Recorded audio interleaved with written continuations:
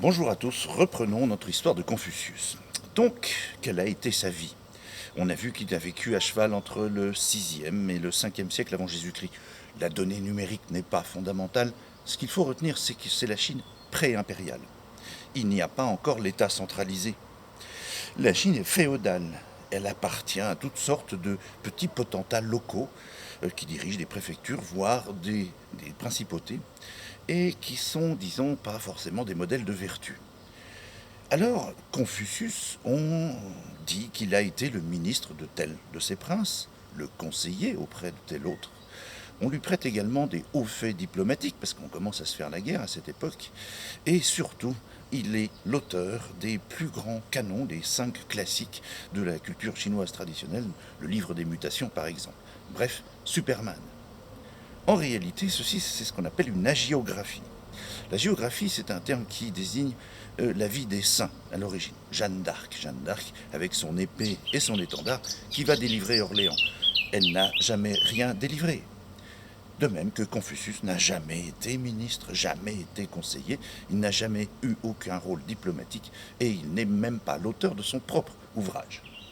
Alors, sa vraie vie, c'est qu'en fait, c'était plutôt, comme disait Han Cheng, comme dit Han Cheng, professeur de l'INALCO, grande spécialiste française de la pensée chinoise, eh bien, c'était un raté. Il a bien essayé, il est allé de cours en cours pour essayer de prêcher la bonne parole, on va dire, pour essayer d'appeler les princes, tous les souverains locaux à plus d'humanité et sortir et assortir du cercle de la violence. Mais il a prêché dans le désert.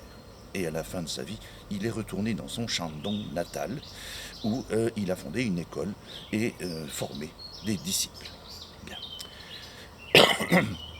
Alors, que dit Confucius? Pour Confucius, il y a déjà 2 états de l'humanité.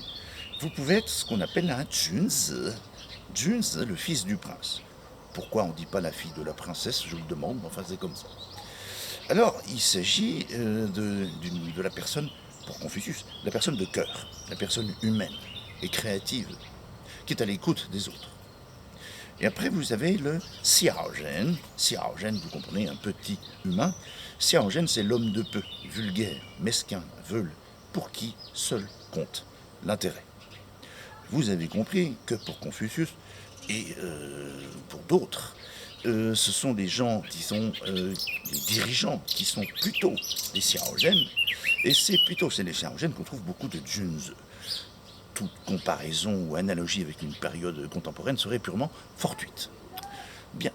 Alors, pour Confucius, la vie, la morale, consiste à passer de ses instincts, si vous voulez, de Xiaozhen, à passer sa vie, donc à devenir un Junzi.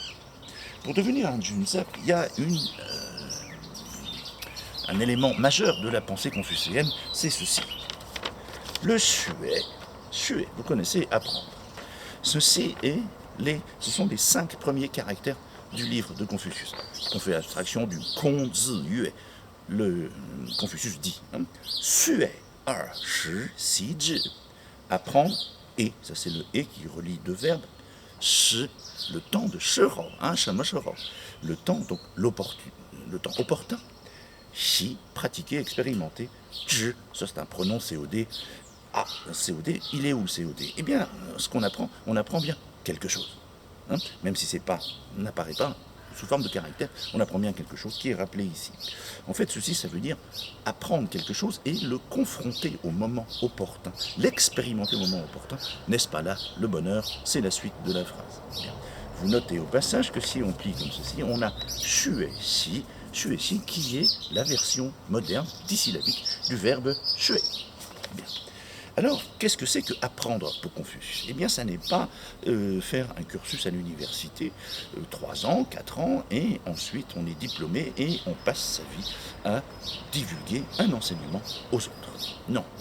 Pour Confucius, on n'apprend pas aux autres, on apprend des autres, ce qui est tout à fait différent. C'est-à-dire qu'on est tout le temps en train d'apprendre.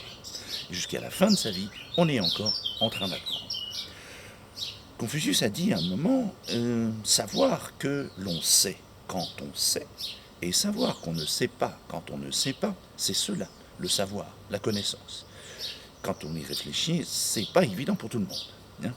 Donc voilà cette donnée fondamentale de la théorie de Confucius, de la morale de Confucius, donc apprendre.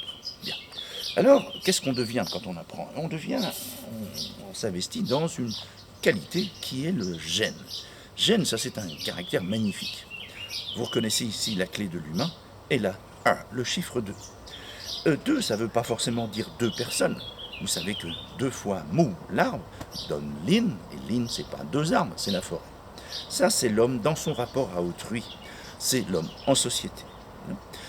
On dit, alors ça on en discutera dans une prochaine causerie, que Confucius est celui qui a réglé pour les humains leur vie sociale. Ça n'est pas faux, mais c'est très incomplet. Bien. L'homme, dans son rapport à deux, c'est ce caractère qu'on traduit par l'humanité, pas les 7,5 milliards d'habitants actuels. L'humanité, la qualité d'humanité. Les nazis ne faisaient pas preuve d'humanité. Voilà, fin de la deuxième partie. À bientôt.